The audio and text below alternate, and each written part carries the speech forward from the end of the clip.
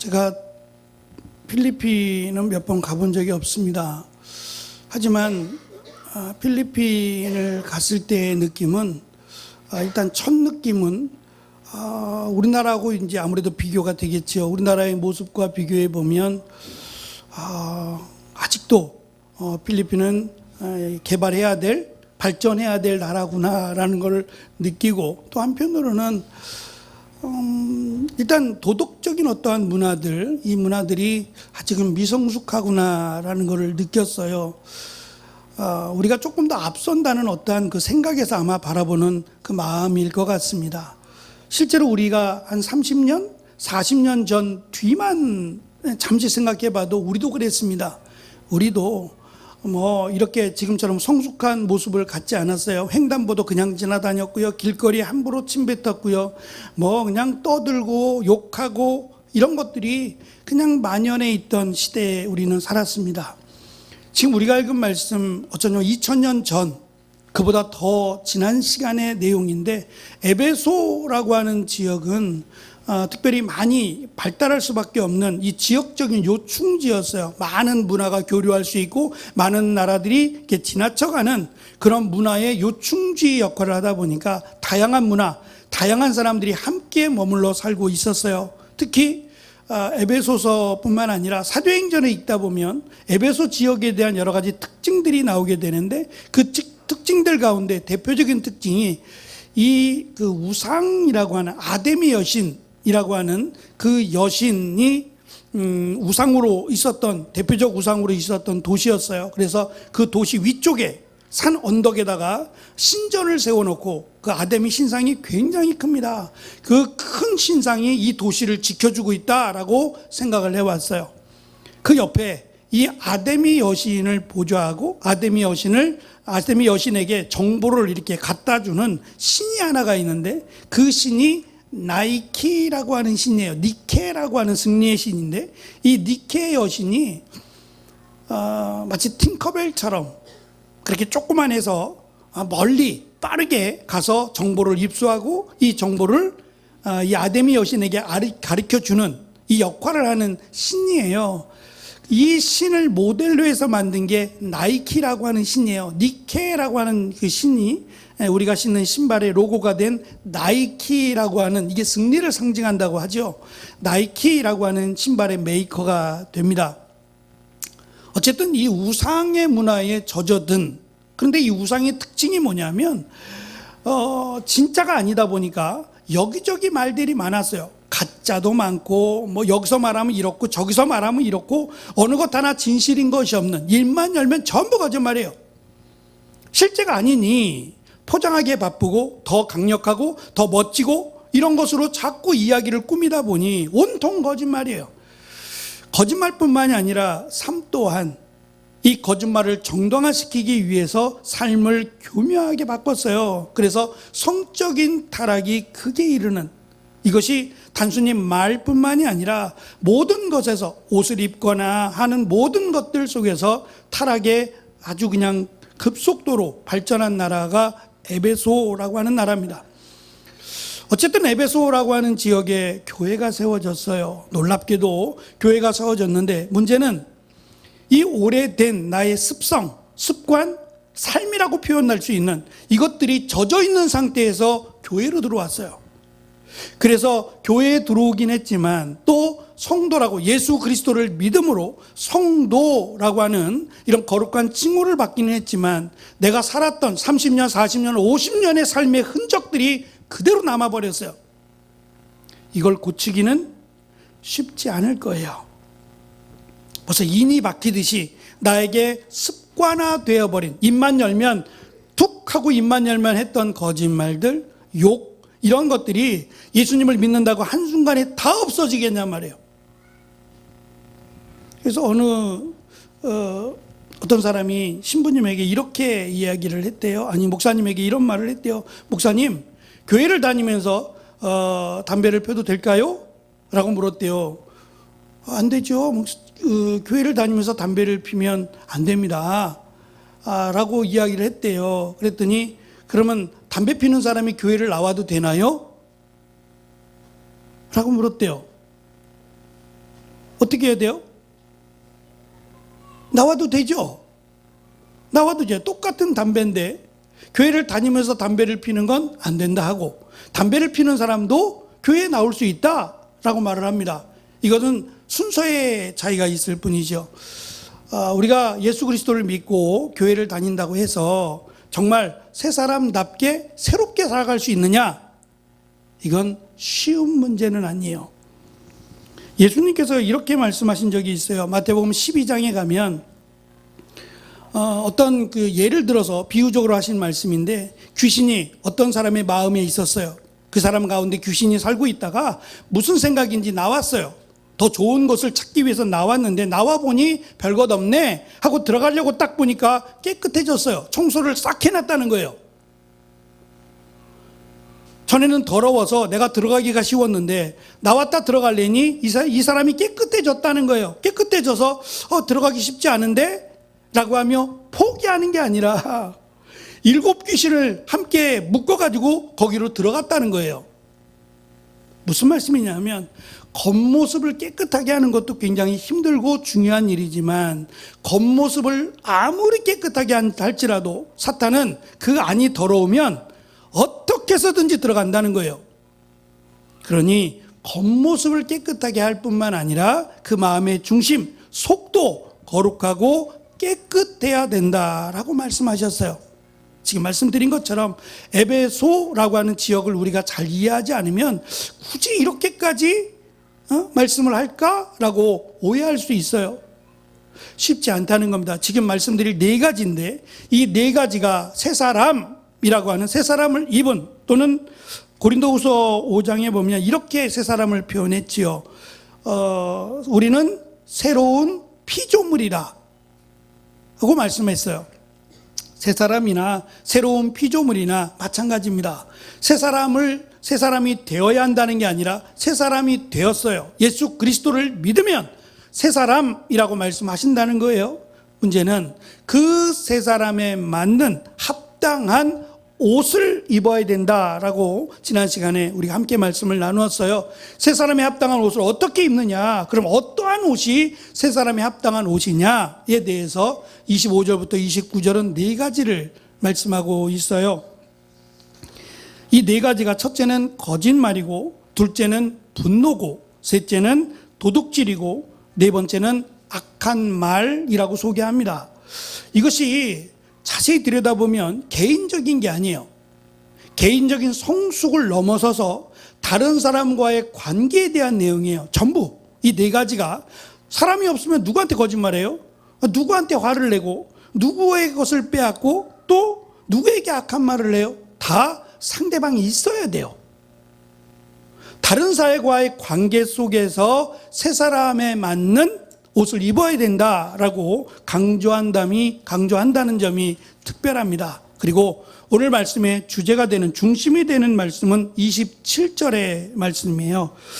제가 먼저 읽고 한번 같이 따라해 보시기 바랍니다. 마귀에게 틈을 주지 말라. 시작. 한 번 더요. 마귀에게 틈을 주지 말라. 예전 성경은 이렇게 돼 있고 우리 성경은 사탄이 여러분을 공격할 수 있도록 놔두지 마십시오 라고 쉽게 번역을 해놨어요. 마귀에게 틈이라고 하는 것은 기회를 말하는 것이고, 또 이것은 군사적으로 적군이 우리 진영에 텐트를 치는 걸 말한대요.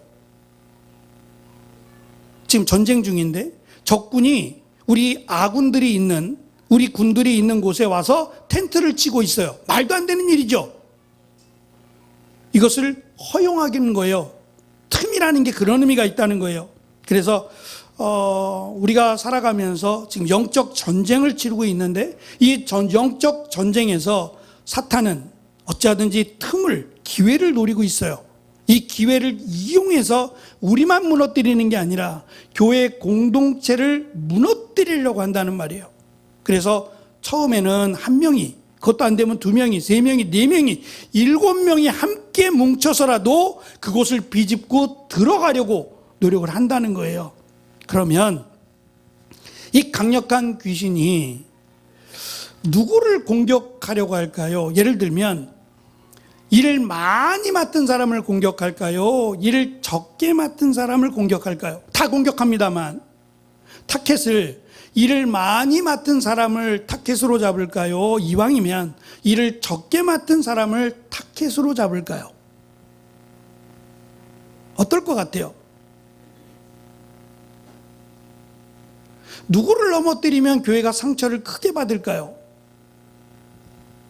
누구를 흔들면 교회가 어려워질까요?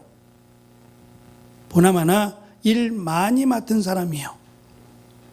일을 많이 맡은 사람을 넘어뜨려야 교회가 더 많은 충격을 받아요. 다 공격한다 그랬어요.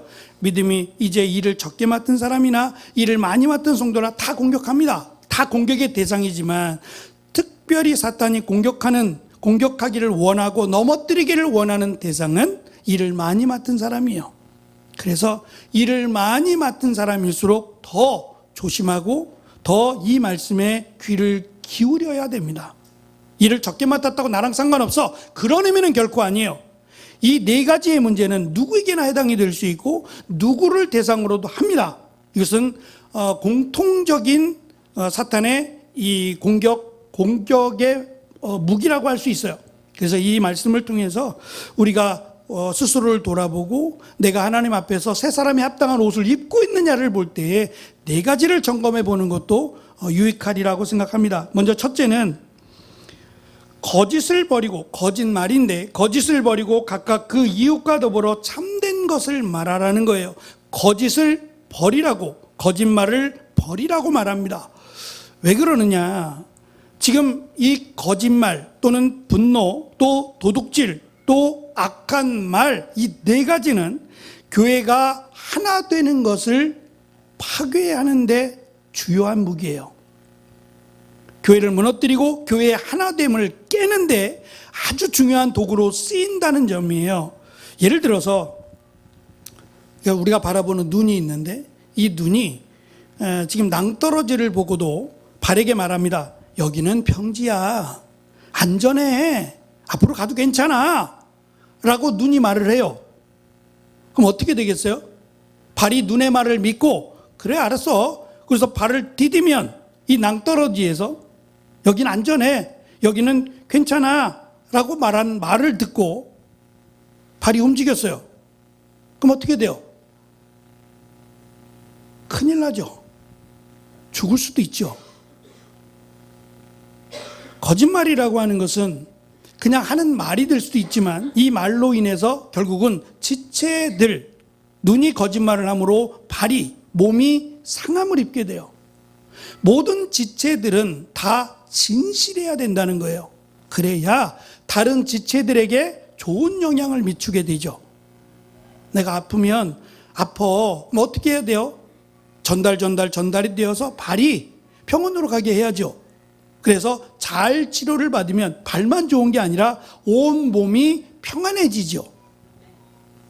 문제가 생길 수 있어요. 얼마든지 아플 수도 있고. 그러나 이것이 거짓으로 덮여버리면 작은 것이 큰 것이 되어서 나중에는 손을 쓸 수 없을 지경에 이르게 된다는 겁니다. 그래서 우리가 하는 선의의 거짓말이나 비즈니스적인 이런 핑계나 과장이 그냥 쉽게 하는 것처럼, 쉽게 할 수 있는 것처럼 보이지만 결국은 그것이 우리의 마음을, 틈을 만들어줘서 사탄이 그것을 비집고 들어오게끔 만드는 무서운 도구다라는 것을 우리는 기억해야 됩니다. 그래서 진리가 아닌 모든 것은 마귀의 놀이터가 된다는 것을 우리가 기억을 해야 됩니다. 두 번째, 분노에 대한 겁니다. 예수님께서 예루살렘의 마지막 사역 끝쪽에 있지요. 마지막 예루살렘에 갔을 때에 예루살렘에서 매년 가셨는데 특별히 이것이 그때만 일어난 일은 아니에요. 예수님께서 공생애를 하시기 전에도 예수님은 가족과 함께 예루살렘에 갔을 거예요.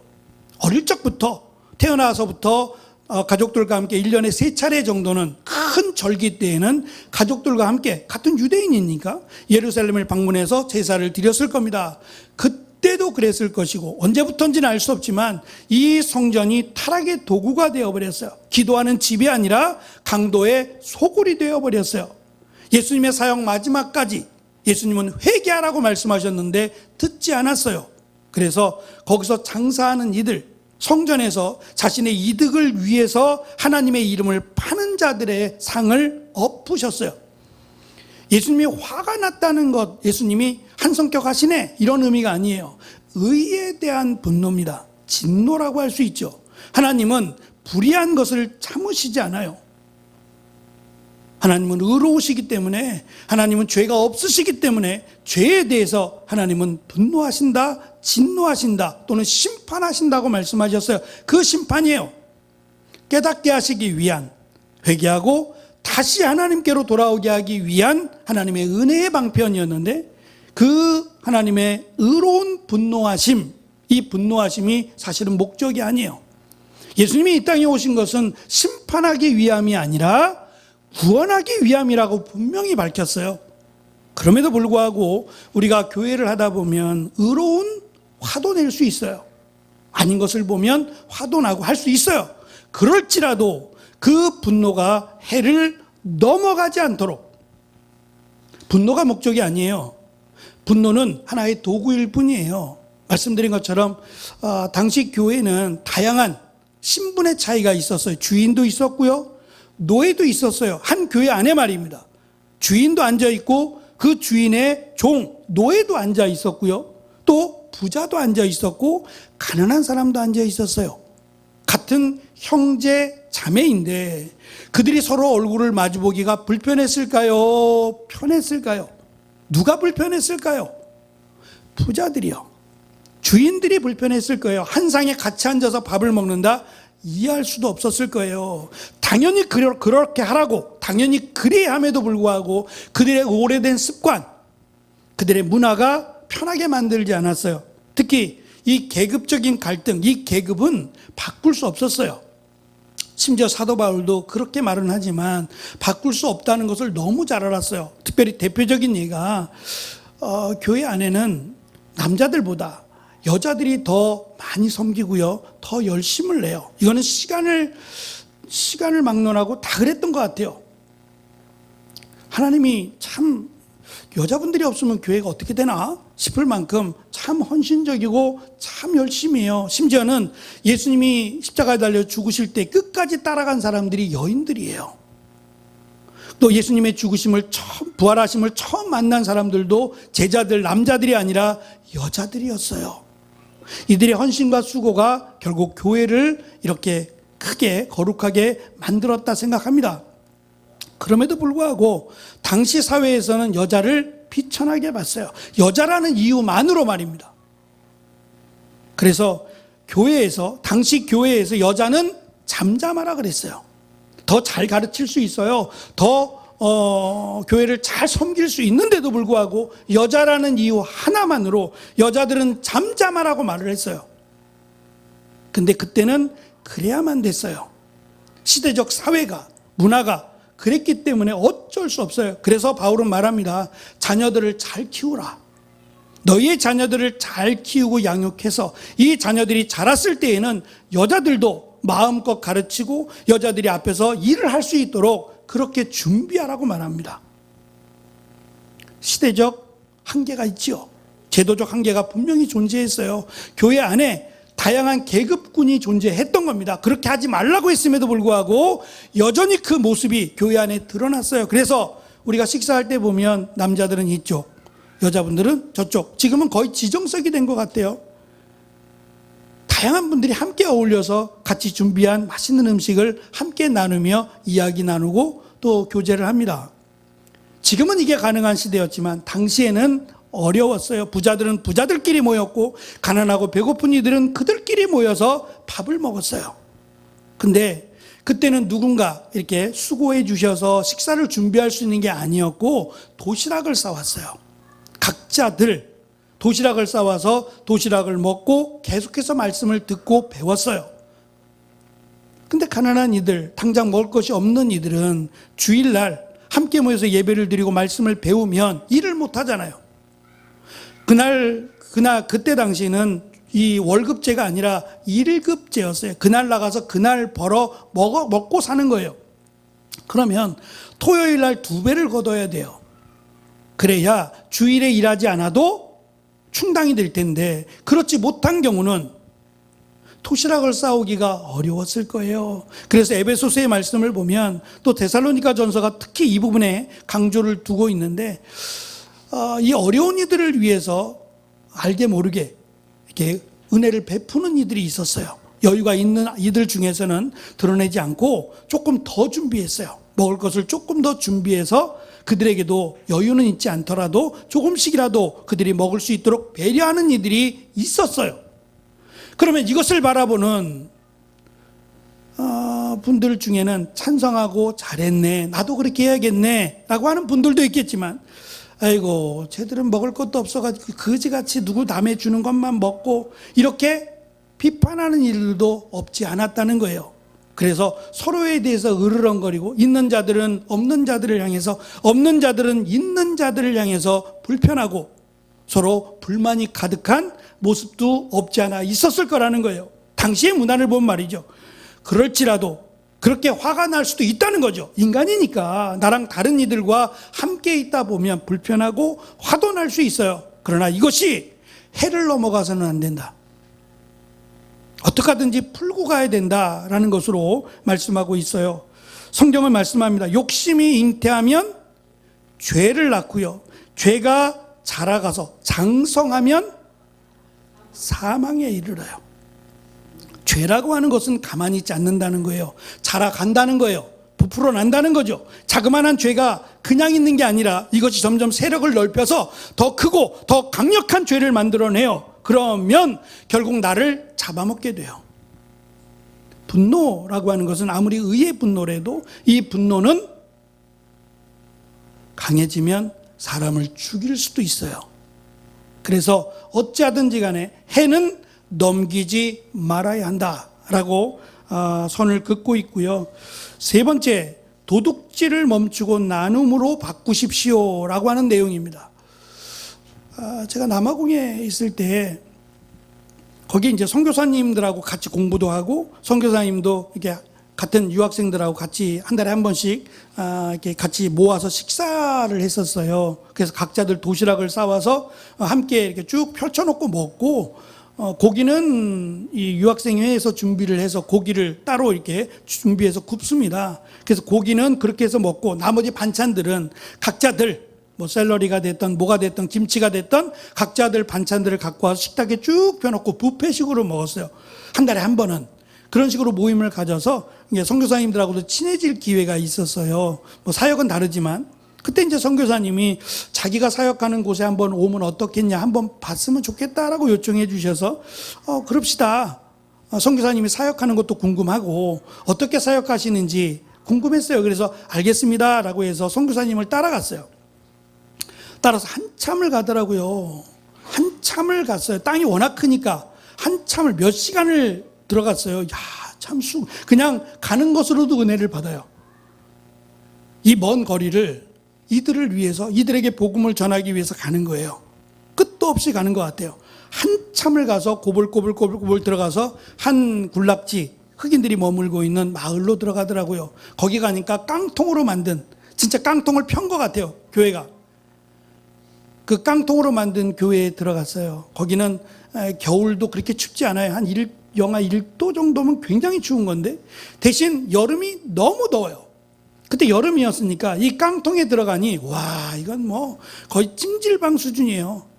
어떻게 뜨거운지 그 안에가 밖에 있는 게 더 시원할 정도로 뜨거워. 깡통에 열을 받아서 뜨거운데 예배를 드리는데 예배가 우리하고 비슷해요. 선교사님이 한국 사람이니까 우리식 예배하고 비슷한데 헌금 시간이 있더라고요. 거기도 예배 시간에 헌금 시간이 있는데, 우리 같으면 뭐 옛날식이면 헌금 바구니가 돌잖아요. 헌금 바구니가 도는데 헌금 시간은 분명히 있는데 헌금 바구니가 없어요. 아이, 선교사님 까먹었나 보다. 헌금 바구니 돌려야 되는데 헌금 바구니를 까먹고 선교사님이 그냥 지나쳐 버렸나 보다 라고 해가지고 제 딴에는 예배 끝나고 나서 선교사님, 오늘 헌금 시간인데 헌금 바구니가 안 돌았어요. 헌금 바구니가 돌아야 되는 게 마땅하다고 생각하고 말씀을 드렸더니 씩 웃으면서 하는 얘기예요. 잘 모르셔서 그래요. 여기를 잘 몰라서 그렇습니다. 분명히 교회입니다. 예배를 드리고 있는데 헌금 바구니가 돌면 헌금이 하나도 안 남는데요. 무슨 말이에요? 헌금 바구니를 돌리면 헌금이 하나도 안 나온대요. 누군가 가져간대요. 들어있는 것을 오히려 빼간답니다. 그래서 시험에 드니 헌금 바구니를 아예 안 돌린대요. 교회잖아요. 예배 드리는 건데요. 그래서 제가 이게 뭐지? 끝나고 나서 이들이 무난 것 같아요. 찬양을 하는데 끝도 없이 해요. 한 사람이 꼬리를 물고 찬양을 하기 시작하면 그냥 나와요. 그냥 멜로디로. 그냥 쭉 1시간이고 2시간이고 그냥 찬양을 해요. 야, 지치지도 않아요. 오히려 제가 지치죠. 막 몸을 흔들어 가면서 1-2시간은 그냥 뭐 끄떡없이 찬양을 해요. 그런 사람들이 헌금 바구니에 손을 넣는다고요? 이걸 도대체 어떻게 이해할 수 있겠냐고요. 이 흥은 흥인가요? 찬양이 아니라 흥인가요? 그냥 은혜와 전혀 무관하고 하나님의 말씀과 무관한가요? 제가 볼 땐 쉽지 않다는 거예요. 믿음의 길을 걸어간다는 것은 말 그대로 믿음의 길일 뿐일 수도 있다는 겁니다. 내 여전히 습관이나 내 모습은 변화되지 않을 수도 있다는 겁니다. 그들처럼 말이죠. 헌금 시간임에도 헌금 바구니를 돌릴 수 없는, 오히려 헌금 바구니가 하나님이 나에게 주신 은혜라고 생각하고 그것을 빼간대요. 이건 도대체 무슨 생각이에요? 지금 에베소 교회가 딱 그렇다는 겁니다. 그리스도인이 됐어요. 인은 됐는데 그리스도인다운 삶은 전혀 변화가 없는 것처럼 보이는 그런 모습 속에서 사도 바울은 세 번째 탐심과 도둑질에 대해서 이야기합니다. 교회 것을 내 것인 것처럼 착각도 아니죠. 그냥 의도적으로 가져가는 습관처럼 가져가고 챙겨가고 하는 이러한 모습들이 전혀 그리스도인답지 않은, 오히려 공동체를 깨는 이러한 모습들을 기억하고 고쳐야 한다라고 강조하고 있습니다. 그래서 누가복음 12장에서 예수님은 말씀하세요. 모든 탐심을 물리치라. 사람의 생명이 그 소유의 넉넉함에 있지 않다라고 말씀하셨어요. 조금 초월된 삶, 물질에 대해서 초월된 생각, 삶을 갖고 있지 않으면 우리의 신앙은 자라가지 않는다라는 것을 우리는 알 수 있습니다. 마지막 네 번째, 말입니다. 죽이는 말이 아니라 살리는 말을 하라고 합니다. 여기서 특별한 것은 첫 번째가 뭐라고요? 거짓말이에요. 마지막은요? 죽이는 말이에요. 다 말입니다. 시작도 말이고 끝도 말이에요. 말에 대한 것이 2번이나 나왔어요. 시작하면서 거짓말하지 말라. 마지막 죽이는 말을 하지 말라. 뭐가 문제예요? 이놈의 입이 문제입니다. 쉽게 하니까요. 쉽게 할 수 있는 것이 말 아니에요? 툭 하고 던질 수 있는 게 입이에요. 근데 이 말이, 다른 사람을 살릴 수 있는 말이, 다른 사람을 세워줄 수 있는 이 좋은 도구가 죽이고 나를 죽이는 도구가 되어버렸다는 거예요. 그래서 말을 많이 하는 사람보다 말을 적게 하는 사람이 지혜롭다라고 성경은 말을 해요. 내 입에 파수꾼을 세우게 해달라고 그렇게 잠언에서는 우리에게 강조를 합니다. 29절은 말을 하려거든 남의 험담을 하지 말라고 말합니다.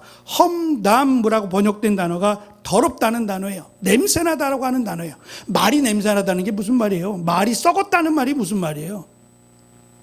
보이지 않아요. 말은 보이지 않지만 이 말에 영향력이 있어요.